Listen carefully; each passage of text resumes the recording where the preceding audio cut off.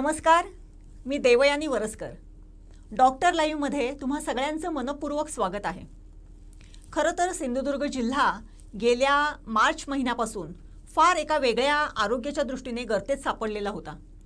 कोरोनाची ही जी काही दुसरी लाट होती ती सिंधुदुर्ग जिल्ह्याला थोडीशी कठीणच आणि अत्यंत अडचणीची अशी ठरली.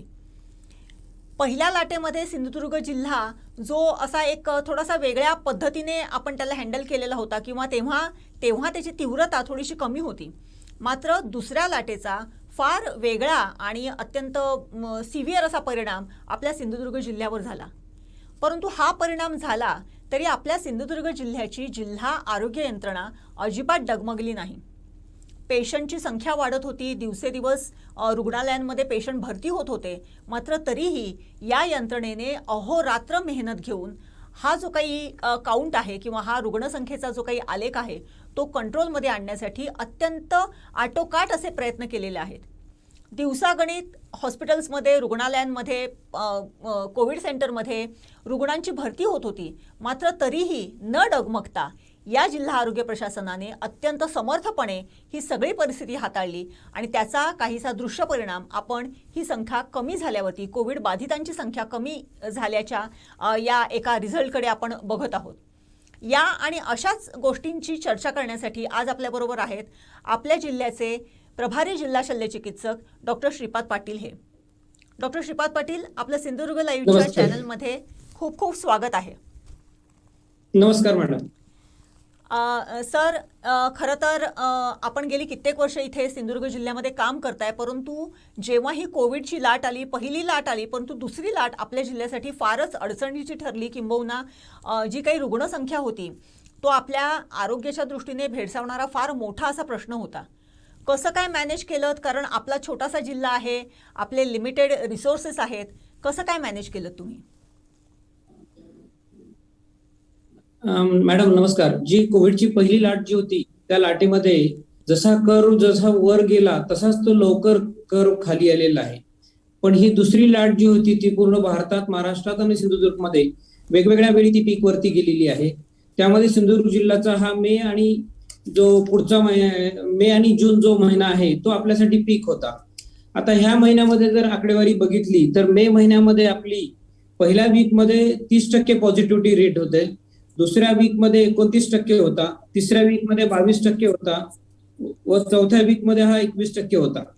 म्हणजे पूर्ण मे महिना आपला हा पूर्ण प्रत्येक वेळी पॉझिटिव्हिटी हाय रेट होती व तशाच प्रकारचा हाय रेट हा प्रत्येक जिल्ह्याला हा प्रश्न भेडसावलेला होता. तो आपल्या जिल्ह्यामध्ये मे आणि जून मध्ये आहे. बरोबर.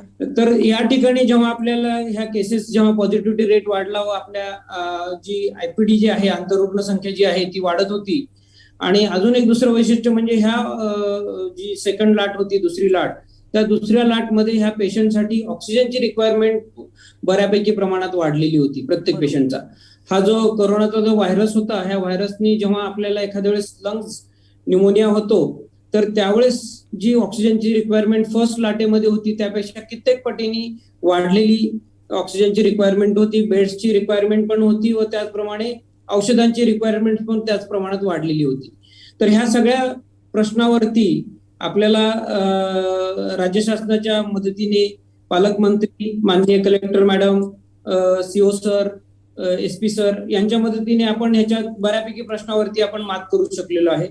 तर ह्या पॉझिटिव्हिटी रेट कमी करण्याकरता आपण आता गाव पातळीवरती सगळ्या नियंत्रण समिती नेमलेल्या आहेत की ज्या ठिकाणी आपण हे टेस्टिंग बऱ्यापैकी प्रमाणात वाढवलं जातं. टेस्टिंग वाढवल्याने त्याचं ट्रेसिंग पण व्यवस्थित होतं. ट्रेसिंग झाल्यामुळे पेशंट त्याच ठिकाणी आयसोलेट केला जातो व त्याचा जे ट्रान्समिशन जे आहे एका पेशंट कडून दुसऱ्या पेशंटकडे होणार ते ट्रान्समिशन थांबवलं जातं. तसंच जेव्हा आपण एखादा पेशंट समजा पॉझिटिव्ह आहे व त्याला तीव्र किंवा मध्यम स्वरूपाचे सिम्पटम्स आहेत तर त्याच्याप्रमाणे आपण CCC सेंटर, DCHC सेंटर व DCH सेंटर उघडलेले होते. तर त्या सेंटरमध्ये आपण बेडची संख्या जी आहे ती त्या प्रमाणात आपण त्या परिस्थितीप्रमाणे वाढवत गेलेलो आहोत. तर DCHC सेंटरमध्ये आपण मध्यम स्वरूपाचे जे काही रुग्ण आहेत त्यांना आपण ऍडमिट करत होतो. त्यांच्यासाठी जी काही शासनाने निर्गमित केलेल्या मार्गदर्शक सूचनेप्रमाणे आपण त्यांना ट्रीटमेंट करत होतो. त्याचप्रमाणे आपण DCH म्हणजे सिव्हिल हॉस्पिटलमध्ये जे काही पेशंट्स आहेत त्यांना पण आपण मार्गदर्शक सूचनेप्रमाणे ट्रीटमेंट करत होतो. तर बेडची संख्या वाढवण्यासाठी हा ऑक्सिजनचं जे काही रिक्वायरमेंट होती ती रिक्वायरमेंट आपल्याला वाढवण्यासाठी आपण सुरुवातीला जेव्हा सिव्हिल हॉस्पिटलमध्ये 10+10 ऑक्सिजन बँक होती ती आपण त्याच्यानंतर जेव्हा आपल्याला वाटलं की आता हे पेशंट वाढतायत ऑक्सिजन रिक्वायरमेंटचे तर आपण ड्युरा सिलेंडर्स म्हणून एक प्रकार आहे त्या ड्युरा सिलेंडर्सने आपण ऑक्सिजनची रिक्वायरमेंट भागवण्याचा प्रयत्न केला. त्याच्यानंतर जो पीएसए प्लांट आहे म्हणजे ज्याच्यावरती एअर मधून ऑक्सिजन घेऊन तो डायरेक्ट सेंट्रल ऑक्सिजन लाईननी पेशंट पर्यंत पोहोचवता येतो त्याप्रमाणे आपण पीएसए प्लांटची देखील उभारणी केलेली आहे. त्यासाठी आपण मागच्या सप्टेंबरमध्ये सिव्हिल हॉस्पिटलमध्ये एक प्लांट घेतला व 2 महिन्यापूर्वी एक सेंट्रल गव्हर्नमेंटने दिलेला एक प्लांट कार्यान्वित केलेला आहे. त्याचप्रमाणे आपण प्रत्येक महिला रुग्णालय कुडाळ व सावंतवाडी उपजिल्हा रुग्णालय कणकवली उपजिल्हा रुग्णालय व आरेज या ठिकाणी देखील आपण प्रस्तावित केलेले आहेत की ज्या ठिकाणी पीएसए प्लांट उभारण्यासाठी प्रस्तावित केलेले आहेत. तर या प्रकारे आपण पूर्वी आपल्या जिल्ह्यामध्ये ऑक्सिजनचं रिफिलिंग जे आहे सिलेंडरमध्ये तो रिफिलिंग प्लांट पण आपल्याकडे नव्हता. त्यासाठी आपल्याला कोल्हापूर व रत्नागिरीवरती अवलंबून राहावं लागत होतं. मागच्या एक साधारण 3 आठवड्यापूर्वी आपल्या कुडाळमध्ये एक रिफिलिंग प्लांट सुरू झालाय त्यामुळे आपला जो लीड टाइम आहे ट्रान्झिशन जो प्रवासामध्ये जे सिलेंडर्स आपले अडकलेले असायचे व त्या ठिकाणी जे रिफिलिंगला जो वेळ लागायचा तो आता वेळ कमी होतो. त्यामुळे आपण बऱ्याच ठिकाणी ऑक्सिजनच्या बेड्सची वाढ केलेली आहे. साधारण 400 बेडवरून आपण जवळपास 800 बेड पर्यंत आपण ते आता वाढवलेली आहे. बरोबर. आता जसं म्हणालात की 400 बेडवरून 800 बेडपर्यंत आपली ऑक्सिजनची बेड म्हणजे ऑक्सिजन बेडची कपॅसिटी वाढवलेली आहे. मग याच्यासाठी पुरेसा ऑक्सिजन किंवा आता भविष्यात 3ऱ्या लाटेचं सुद्धा चर्चा केली जाते तर त्या अनुषंगाने जिल्हा प्रशासनाने किंवा जिल्हा आरोग्य प्रशासनाने कशा पद्धतीने तयारी सुरू केलेली आहे? माननीय कलेक्टर मॅडमनी आणि पालकमंत्री सरांनी आपले जे काही कोटा होता आपल्या जिल्ह्याकरता 4 मेट्रिक टनचा ऑक्सिजनचा कोटा होता तो वाढवून आपल्याला आता 8 मेट्रिक टन पर्यंत केलेला आहे व त्यामुळे आपली ऑक्सिजनची रिक्वायरमेंट ही भागली जाईल. जरी आपल्याकडे ड्युरा सिलेंडर्स असतील जम्बो सिलेंडर्स असतील तर ते त्या प्रमाणात भागली जाईल. ओके. ऑक्सिजनची गरज भागली जाईल. आता जसं तुम्ही म्हणालात की आतापर्यंत टेस्टिंग आणि ट्रेसिंग याच्यावरती आपण ट्रेसिंग आणि टेस्टिंग याच्यावरती भर देत होतो. आता सध्याला म्हणजे तसं बघितलं तर मार्च म्हणजे मे मध्ये परिस्थिती आपल्या जिल्ह्याची तशी बघायला गेली तर जराशी गंभीरच होती. परंतु आपण त्याच्यानंतर टेस्टिंग भरपूर प्रमाणामध्ये वाढवली आणि कदाचित त्याचा रिझल्ट आपल्याला रुग्ण किंवा बाधित पेशंट मिळण्यामध्ये होत असेल. परंतु हे टेस्टिंग कशा पद्धतीने तुम्ही वाढवत गेलात आणि त्याचा रिझल्ट चांगला रिझल्ट तुम्हाला कशा पद्धतीने मिळाला हा एकूणच ग्राफ खाली येण्यामध्ये? साधारण मे मध्ये आपण दररोज साधारण 1,500 टेस्ट करत होतो पण ते आपण आता जून मध्ये साधारण त्या टेस्टची आपण 3 पटीने वाढवलेली आहे. साधारण आपण आता सध्या 5,000 ते 6,000च्या दरम्यान टेस्ट करतो. कधी कधी हा आपला आकडा 7,000 पर्यंत गेलेला आहे. तर ह्या टेस्टिंगसाठी आपण जिथे जिथे चेकपोस्ट आहेत त्या चेकपोस्टवरती केलेलं आहे. ज्या ठिकाणी रेल्वे स्टेशनचे स्थानक आहेत त्या स्थानकावरती पण केलेलं आहे. जे नगर परिषद आहे नगर प्रशासन आहे तालुका लेवलवरती हेल्थ ऑफिसर्स आहेत ग्रामीण भागामध्ये पीएचसी आणि त्याच्या प्रकार बीडीओ यांच्या सर्वांच्या सहाय्याने आपण टेस्टिंगचं प्रमाण हे वाढवलेलं आहे. प्रत्येकाला टेस्ट स्वाब घेण्याचं प्रशिक्षण देण्यात आलेलं आहे व ते सर्व टेस्टिंगची जी काही नियंत्रण आहे कोऑर्डिनेशन पूर्ण जिल्ह्यामधून तो सिव्हिल हॉस्पिटलला तो स्वाब घेतलेला कलेक्शन व्यवस्थित वेळेवर येईल यासाठी आपण सर्व कोऑर्डिनेशनने आपण ते केलेलं आहे व त्याप्रमाणे आपल्याला टेस्टिंगची संख्या वाढवलेली आहे. आणि जेव्हा जेव्हा टेस्टिंगची संख्या वाढवली आहे आणि त्याच्याप्रमाणे ट्रेसिंग केलं जातं पेशंटचं हाय रिस्क कॉन्टॅक्ट आयडेंटिफाय केले जातात लो रिस्क कॉन्टॅक्ट आयडेंटिफाय केले जातात. हाय रिस्क कॉन्टॅक्टचं आणि लो रिस्क कॉन्टॅक्टचं परत टेस्टिंग केलं जातं त्यांना क्वारंटाईन केलं जातं. यामुळे आपल्याला तो आटोक्यात येण्यासाठी मदत झालेली आहे. नक्कीच आटोक्यात येण्यासाठी आणि तो ग्राफ कमी सुद्धा झालेला आहे. अजूनही आपल्याकडे ग्रामीण भागामध्ये किंवा जसं तुम्ही म्हणालात की अजूनही टेस्टिंग आणि ट्रेसिंग ह्याचं प्रमाण आपण वाढवलेलं आहे. आता 3री लाट येऊ घातलेली आहे आणि त्याचबरोबर म्हणजे आता जो डेल्टा व्हेरियंट होता त्याच्याऐवजी आता डेल्टा प्लस व्हेरियंट की जो फार ट्रिकी आहे आणि तो म्हणजे मोनोक्लोनल जे काही हे अँटीबॉडीज आहेत किंवा अशा पद्धतीने म्हणजे तो या कशालाच दाद देत नाही किंवा त्याला सुद्धा त्याचा रेझिस्टन्स आहे असं म्हटलं जातं आणि तो पेशंट आपल्याकडे कणकवलीमध्ये मिळालेला आहे.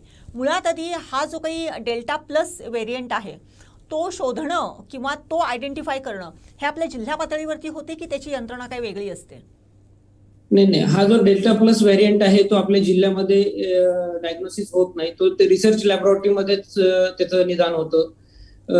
महाराष्ट्र शासनाने काय सर्व जिल्ह्यामधील लॅबला एक थर्ड पार्टीनी एक दिलेलं होतं हे काम सगळ्यांकडे. तर त्याप्रमाणे दर महिन्याच्या 4 महिन्याकरता ते सर्व सॅम्पल्स आपल्या 100 सॅम्पल्स आपल्या जिल्ह्यातून ते दिल्ली येथील रिसर्च सेंटरमध्ये घेऊन जात आहेत ते. व त्या तपासणीमध्ये हा कालचा जो रुग्ण आहे तो आढळलेला आहे. डेल्टा प्लस व्हेरियंट जो आहे तो आढळलेला आहे. कणकवलीमधील परवाडी येथील पेशंट आहे तो. बरोबर. तो 20 मेला पेशंटचे सॅम्पल घेऊन गेले होते. 20 मेला तो पेशंट पॉझिटिव्ह आला होता. त्याच्यानंतर त्याला 17 दिवस व्यवस्थितपणे ट्रीटमेंट दिली गेली. तो पेशंट व त्याचे पेशंटचे दोन्ही नातेवाईक सुखरूप आहेत, सध्या व्यवस्थित आहेत. म्हणजे याला 20 मेला जर तो पेशंट आढळलेला होता तर या जवळजवळ 1 महिना या गोष्टीला होऊन गेलेला आहे. आपण आता डेल्टा प्लस व्हेरियंटच्या संदर्भामध्ये फारच सजगता आलेली आहे आणि महाराष्ट्रामध्ये म्हणजे संपूर्ण भारतामध्ये महाराष्ट्र, यूपी आणि केरळ या 3च राज्यांमध्ये या प्रकारचा व्हेरियंट मिळालेला आहे. आपल्या शेजारच्या जिल्ह्यात सुद्धा याची संख्या बऱ्यापैकी मोठी आहे असं म्हटलं जातंय. तर एकूणच या पार्श्वभूमीवरती जिल्हा आरोग्य प्रशासनाने कशा प्रकारची दक्षता घेतलेली आहे भविष्याच्या दृष्टिकोनातून? नाही, हा जो कोरोनाचे वेगवेगळे व्हेरियंट्स आहेत त्यामध्ये हा डेल्टा प्लस व्हेरियंट आहे. पण याचा जो टाळण्यासाठी जो उपाय आहे तो सेम जो कोरोना व्हायरस याच्यासाठीच आहे. म्हणजे परत एकदा तो जो त्रिसूत्रीचा जो महाराष्ट्र शासनाने किंवा केंद्र शासनाने जो दिलेला आहे की मास्क व्यवस्थितपणे वापरणे, मास्क सतत बदलणे, तो जो मास्क आपण घालणार आहे तो पण वेगवेगळ्या वेळी बदलायला पाहिजे. त्याच्यानंतर गर्दीचे ठिकाणं टाळणे, हाताची स्वच्छता घेणे, हात साबणाने स्वच्छ धुणे किंवा सॅनिटायझरचा उपयोग करणे, हाच ह्या डेल्टा व्हेरियंटसाठी सर्वात चांगला प्रभावशाली उपाय आहे की तो टाळण्यासाठी हाच उपाय आहे. नक्कीच. ही त्रिसूत्री खरं म्हणजे आपल्या जिल्ह्यातल्या प्रत्येकाने पाळणं आवश्यक आहे, परंतु अजूनही थोडंसं कुठेतरी त्याच्यामध्ये थोडीशी कमतरता कुठेतरी राहते. आता थोडंसं निर्बंधांमध्ये थोडीशी शिथिलता जेव्हापासून देणं सुरू झालेलं आहे, पुन्हा एकदा आपल्या बाजारांमध्ये थोडीशी गर्दी व्हायला लागलेली आहे आणि आपले जिल्हा शल्य चिकित्सक डॉक्टर श्रीपाद पाटील यांनी सांगितलं तसं मास्क, सोशल डिस्टन्सिंग आणि सॅनिटाईज किंवा हातांचं स्वच्छ करणं हे जर वारंवार केलं तर हा डेल्टा प्लस सारखा व्हेरियंट सुद्धा आपल्याला भविष्यामध्ये धोकादायक ठरू शकणार नाहीये.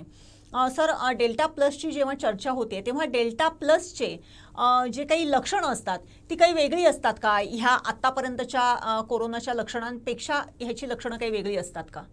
नाही, डेल्टा प्लसचे व्हेरियंटचा जो कोरोना आहे, कोविड जो आजार आहे, त्या कोविडचे लक्षणं आणि आपला जुना जो डेल्टाचा कोविडचे रुग्णांची जे काही लक्षणं आहेत ती सेम आहेत. फक्त याच्यामध्ये तीव्र हेडेक हा जास्त पद्धतीने प्रामुख्याने नोंदवला गेलेला आहे. जर ज्या पेशंटला तीव्र हेडेक आहे व त्याच्यानंतर त्याला सर्दी किंवा घशाचा त्रास किंवा श्वसनाचे जे काही लक्षणं आहेत ती जर जाणवायला लागली तरी त्यांनी ते गांभीर्याने घेऊन त्याची ट्रीटमेंट टेस्टिंग करायला पाहिजे आणि त्याप्रमाणे ट्रीटमेंट लवकरात लवकर घ्यायला पाहिजे. बरोबर. मग याच्यावरचा जो औषधोपचार आहे तो सुद्धा तसाच आहे सेम की याला काही वेगळी औषधांचं काही त्याला सुचवण्यात आलेली आहेत ICMR कडून किंवा? नाही, त्याच्यासाठी जे काही आता गाईडलाईन्स आहेत त्या गाईडलाईन्स सेम जशा कोविडसाठी आहेत त्याचप्रमाणे आहेत. फक्त याचं अर्ली डिटेक्शन होणं गरजेचं आहे. त्याकरता मी जिल्हा शल्य चिकित्सक या नात्याने सिंधुदुर्गला जनतेला असं आवाहन करेल की ज्यांना डोकेदुखीचा त्रास वारंवार होतोय व जे काही जुने जे लक्षणं आहेत कोविडचे, सर्दी होणे, घशाचा त्रास होणे, दम लागणे, खोकला येणे यासारखे किंवा हगवण, संडासला होणे, जास्त त्रास होणे किंवा मसल्स पेन जे आहेत, बॉडी एक, हे जर असेल तर त्वरित त्यांनी डॉक्टरांशी संपर्क साधावा, जवळच्या आरोग्य केंद्राशी संपर्क साधावा व टेस्टिंग करून घेणं गरजेचं आहे. बरोबर. सर, आपण तिसऱ्या लाटेचा धोका हा लहान मुलांना जास्ती होईल असं वारंवार म्हटलं जातंय. तर त्या अनुषंगाने आपल्या जिल्ह्यातल्या लहान मुलांच्या आरोग्य अनुषंगाने किंवा त्यांच्या पुढच्या म्हणजे फ्युचरमध्ये समजा या संदर्भातलं जर काहीतरी एखादी म्हणजे जर घटना घडली तर त्या अनुषंगाने आपल्या जिल्हा आरोग्य प्रशासनाने काही तयारी सुरू केलेली आहे का? नाही, याची तयारी साधारण महिन्यापूर्वीच आपण सुरू केलेली होती. माननीय जिल्हाधिकारी मॅडमच्या दालनामध्ये सर्व आपल्या पिडियाट्रिक एक टास्क फोर्स तयार केलेला आहे व त्या टास्क फोर्समध्ये जिल्ह्यातील सरकारी मधील जे काही पेडियाट्रिशियन्स आहेत व प्रायव्हेट मधील पेडियाट्रिशियन्स यांची एक मीटिंग पण घेतली होती मॅडमनी. आणि त्याप्रमाणे आपण त्याच्यासाठी जे काही अनुषंगिक गोष्टी आहेत म्हणजे व्हेंटिलेटर्स असतील, त्यासाठी बेड्स असतील व ट्रीटमेंट प्रोटोकॉल यांचं अवलोकन केलं होतं व त्याप्रमाणे जिल्हा प्रशासनाची तयारी चालू आहे. ओके. आणि हा तिसरा हा सर बोला. ह्या तिसऱ्या लाटेमध्ये जे काही म्हणतात की 6 ते 18 वयोगटातील मुलांना हा त्रास जास्त उद्भवणार आहे असे भाकीत केलं गेलेलं आहे. पण अजून त्याच्याविषयी खात्रीशीर असं वक्तव्य कोणी आयसीएमआरने केलेलं नाही. बरोबर. एकूणच दुसऱ्या लाटेचा फार मोठा फटका आपल्या सिंधुदुर्ग जिल्ह्याला बसलेला आहे. आपल्याला आपल्या जिल्ह्याच्या अनुषंगाने, आपल्या भौगोलिक परिस्थितीच्या अनुषंगाने हे थोडंसं मॅनेज करणं थोडंसं कठीण होतं. परंतु आपल्या आरोग्य प्रशासनाने, आपल्या नेतृत्वाखाली पालकमंत्री महोदय आणि त्याचप्रमाणे माननीय जिल्हाधिकारी के मंजुलक्ष्मी यांच्या सहकार्याने हे लीलया हे जे काही शिवधनुष्य आहे ते पेललेलं आहे. हे करताना एकूणच जेव्हा आपण बघितलं की सगळ्याच हॉस्पिटलमध्ये तशी परिस्थिती थोडीशी बिकट होती, गंभीर होती, याच्यासाठी विशेष असे काय प्रयत्न केले गेले की ज्याच्यामुळे या सगळ्यातून आपण थोडेसे आता बाहेर पडायला आपण लागलेलो आहोत? नाही, परत जो काही 3T जो केंद्र शासनाने व राज्य शासनाने दिलेला आहे की टेस्टिंग, ट्रेसिंग आणि ट्रीटमेंट, हा जो प्रोटोकॉल आहे आम्ही तो व्यवस्थितपणे राबवला व त्याप्रमाणे आपल्याला त्याच्यामध्ये यश येताना दिसतं आहे. जे काही मधल्या काळामध्ये समजा पेशंटची जी काही गर्दी होती किंवा पेशंटला ऍडमिट करायला वेळ लागत होता, तर त्या काळामध्ये पेशंटची बेड संख्या आहे, जो काही कॅज्युअल्टीमध्ये पेशंट येत होता तर त्या पेशंटला सर्वात पहिल्यांदा जे त्या कालावधीमध्ये पेशंट एखाद्या वेळेस रुग्णवाहिकेत वेटिंग करत होता, पण त्यालाही प्रत्येकाला आपण अकोमोडेट करून व्यवस्थितपणे ट्रीटमेंट देण्याचा प्रयत्न केलेला व देत आहोत. नक्कीच आपण बघितलेलं होतं की काही वेळेस म्हणजे एक वेळ अशी होती की 108 मध्ये सुद्धा काही रुग्ण होते आणि त्यांना तिथे अक्षरशः ऑक्सिजन लावण्याची सुद्धा पाळी आलेली होती. आणि हे जे काही म्हणजे फार खडतर काळ होता खरं म्हणजे तो आपल्या सिंधुदुर्ग जिल्ह्याच्या आरोग्याच्या दृष्टिकोनातून. परंतु तो फार चांगल्या पद्धतीने म्हणजे अत्यंत कल्पकतेने आणि फार चांगल्या पद्धतीने आपण तो मॅनेज केलेला आहे किंवा त्याच्यातून आपण बाहेर पडलेलो आहोत. तर मध्यंतरीचा हा काळ फारच खडतर होता आणि त्यामध्ये म्हणजे पेशंटची संख्या आणि त्या अनुषंगाने आपली भरलेली हॉस्पिटल्स, अशा वेळेस प्रसंगी 108 मध्ये सुद्धा काही रुग्णांना ऑक्सिजन लावण्याची वेळ आलेली होती. परंतु तरीही आपण आणि आपल्या सहकार्यांनी अत्यंत चांगल्या पद्धतीने ही सगळी जी सिच्युएशन आहे ती फार चांगल्या पद्धतीने हँडल केलेली आहे. त्याबद्दल सगळ्या जिल्ह्यातल्या लोकांचे म्हणजे खरं तर तुम्हाला फार फार आशीर्वाद सुद्धा लाभतील आणि तुमचे लोक धन्यवाद सुद्धा देत आहेत. परंतु एकूणच यापेक्षा आता जेव्हा आपण तिसऱ्या लाटेचा पुन्हा जेव्हा विचार करतो त्यावेळेस दुसऱ्या लाटेच्या येण्याच्या पूर्वी याची माहिती असताना सुद्धा थोडासा हलगर्जीपणा केला गेला असं थोडंसं एक मतप्रवर्तन समाजामध्ये आहे. खरंच तसं झालं का आणि याचा बोध आपण तिसऱ्या लाटेच्या अनुषंगाने काय घेणार आहोत? आरोग्याच्या अनुषंगाने काय सांगाल या संदर्भात? नाही, दुसऱ्या लाटेमध्ये जे काही पेशंट्स होते ते अनएक्सपेक्टेडली प्रत्येक जिल्ह्यामध्ये महाराष्ट्राच्या ते वाढलेले होते. फक्त सिंधुदुर्गचीच अवस्था अशी होती असे नव्हती. प्रत्येक जिल्ह्यामध्ये तो पीक जो आहे तो वेगवेगळ्या वेळेला आलेला आहे. आणि ज्या वेळेस तो पीक होता त्यावेळेस ही जी समस्या आहे प्रत्येक जिल्ह्याला भेडसावली गेलेली होती, ती आपल्याला ह्या जून मध्ये भेडसावलेली. पण तरी देखील त्याच्यातून आपण रस्ता काढून आपण सगळ्यांना व्यवस्थितपणे ट्रीटमेंट दिलेली आहे. बरोबर, ट्रीटमेंट दिलेली आहे आणि त्याचा रिझल्टही आपल्याला फार चांगल्या पद्धतीने आपण तो बघतोय. खरं तर आता याच्या पुढे पुन्हा एकदा म्हणजे पावसाळ्याचा हंगाम सुरू होईल, शेतीची कामं सुरू झालेली आहेत ऑलरेडी आणि याच्या पुढे जो आहे तो आपला सणांचा जो काही म्हणजे आपल्या कोकणातला सगळ्यात महत्त्वाचा सण म्हणजे गणपतीचा सण, त्या अनुषंगाने तयारी सुरू होईल, त्या अनुषंगाने प्रवाशांचं किंवा चाकरमान्यांचं आगमन होईल. मागच्या वर्षीचा अनुभव घेता आणि या जून महिन्यातला अनुभव घेता आपण सिंधुदुर्ग जिल्हावासियांना काय सांगाल की आपण काय टाळायला पाहिजे आणि काय करायला पाहिजे? मॅडम, दुसऱ्या लाटेच्या जेव्हा एप्रिल एंडला जेव्हा मुंबईमध्ये किंवा इतर जिल्ह्यामध्ये जेव्हा आपल्या परीक्षा रद्द झाल्या व त्या ठिकाणी म्हणजे परीक्षा रद्द झाल्यामुळे मायग्रेशन आपल्या जिल्ह्यामध्ये होण्याचं प्रमाण हे जनतेचं जास्त होतं त्या काळामध्ये. त्यामुळे देखील आपला अनएक्सपेक्टेडली संख्या जास्त झाली होती पेशंटची. व आता ह्या तिसऱ्या जे काही आपल्या आता पावसाळी हंगाम सुरू होत आहे, शेतीमध्ये शेतीची कामं सुरू होत आहेत, तर या सगळ्यांना मी परत एकदा कोरोनाच्या पार्श्वभूमीवर परत एकदा त्रिसूत्रीचा अवलंब करायला सांगेल की जास्तीत जास्त लोकांनी मास्क घालून काम करायला पाहिजे, गर्दी न करता काम करायला पाहिजे, सोशल डिस्टन्सिंग ठेवायला पाहिजे व हाताची स्वच्छता घेणे, म्हणजे हात स्वच्छ धुणे साबणाने, सॅनिटायझरचा उपयोग करणे व जास्तीत जास्त लोकांनी वॅक्सिनेशन करून घेणं खूप महत्वाचं आहे. बरोबर. व जे आपल्या पावसाळी हंगामामध्ये जो काही आपण लेप्टोस्पायरोसिसचा आपण आजार बघतो, तर त्यासाठी जे काही प्रिव्हेन्शन प्रमाणे कॅप्सूल डॉक्सिसायक्लिनच्या 2 गोळ्या आठवड्याला एकदा याप्रमाणे त्यांनी जवळच्या आरोग्य केंद्रातून घेणं गरजेचं आहे. बरोबर, निश्चितच. सर, आपला लास्टचा आणि शेवटचा मुद्दा टू कन्क्लूड दिस हे असा होता की वॅक्सिनेशनवरच मी येणार होते की वॅक्सिनेशन आपल्या जिल्ह्याचं बऱ्यापैकी आता सुरू झालेलं आहे, त्याने वेगही घेतलेला आहे.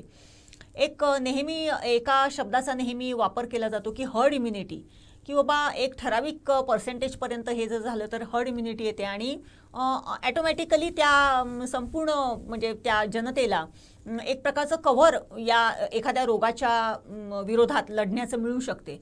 तर आपल्या जिल्ह्याच्या अनुषंगाने जर बघितलं तर साधारण किती पर्सेंटेज आपल्याकडे वॅक्सिनेशन झालं तर ही हर्ड इम्युनिटी आपल्याकडे निर्माण होईल आणि त्याच्या अगेन्स्ट आपल्याकडे आत्ता सध्या वॅक्सिनेशनची परिस्थिती काय आहे? सध्यापर्यंत आपल्या जिल्ह्यामध्ये एकूण वॅक्सिनेशन जे काही दिले गेलेलं आहे ते 2,42,810 लोकांना दिलेलं आहे वॅक्सिनेशन. आणि त्या जेव्हा एखाद्या सोसायटीमध्ये 70% लोकांना नॅचरल इन्फेक्शन होतं किंवा वॅक्सिनेशन केलं जातं, तर तेव्हा त्या सोसायटीमध्ये हर्ड इम्युनिटी तयार होते. त्याप्रमाणे आपल्याला साधारण हे जे प्रमाण आहे, आता जे प्रमाण आहे ते साधारण 30% आहे, ते 60% पर्यंत गेल्यानंतर आपल्याला हर्ड इम्युनिटी सुरू होऊ शकते. नक्कीच. आपण आशा करूया की जास्तीत जास्त आपल्या जिल्ह्याला वॅक्सिनचं प्रमाण मिळेल आणि आपल्या आणखीन जी 30% जनता राहिलेली आहे वॅक्सिनेशनपासून तिला वॅक्सिनेशन मिळेल आणि आपला जो जिल्हा आहे फार नितांत सुंदर असा जिल्हा आहे, छोटासा जिल्हा आहे, तळ कोकणातला जिल्हा आहे, परंतु या कोरोनाच्या दुसऱ्या लाटेमुळे जिल्ह्यातल्या जनतेने फार वाईट असे दिवस गेल्या काही महिन्यामध्ये बघितलेले आहेत. तर या जिल्ह्यातले जे पूर्वीचे जे काही दिवस आहेत किंवा पूर्वीचं जे त्यांचं आचरण आहे ते त्याच पद्धतीने सुरू होईल अशा आपण आशा करूया. खरं तर आपल्या माध्यमातून आपण ज्या पद्धतीने ही सगळी सिच्युएशन हँडल केलेली आहे ती जर बघितली तर निश्चितच ती फारच सकारात्मकही आहे आणि कोणाला तरी हुरूप देणारी आहे की अत्यंत कठीण काळामध्ये एखादं छोट्या जिल्ह्याचं आरोग्य प्रशासन कशा पद्धतीने राबू शकते. प्रसंगी अहोरात्र तिथे डॉक्टर काम करत होते, नर्सेस काम करत होत्या, अगदी सफाई कामगारापासून क्लास 1 पर्यंतचे जे अधिकारी होते ते रात्रभर तिथे राहून रुग्णांना कशी तिथे ट्रीटमेंट मिळेल किंवा त्यांना कशी तिथे सोयी सुविधा उपलब्ध होईल याच्यासाठी तुमची सगळी यंत्रणा ही अहोरात्र काम करत होती आणि त्याचं द्योतक हे कदाचित या आपल्या जो आलेख कमी आलेला आहे त्याच्यामध्ये आहे. निश्चितच त्यासाठी तुमचे सर्वांचे सिंधुदुर्ग लाईव्हच्या संपूर्ण परिवारातर्फे खूप खूप मनपूर्वक असे धन्यवाद. आणि येणारा काळ हा आपल्याला तिसऱ्या लाटेचा सामना कदाचित करावाच लागू नये असा असेल अशी आपण प्रार्थना करूया. आणि आपल्याला सगळ्यांना, आपल्या सगळ्या टीमला, आपल्या जिल्हा आरोग्य प्रशासनाला, आपल्या सगळ्या टीमला आमच्या संपूर्ण सिंधुदुर्ग लाईव्हच्या परिवारातर्फे खूप खूप धन्यवाद. थँक्यू. Thank you ma'am. थँक्यू.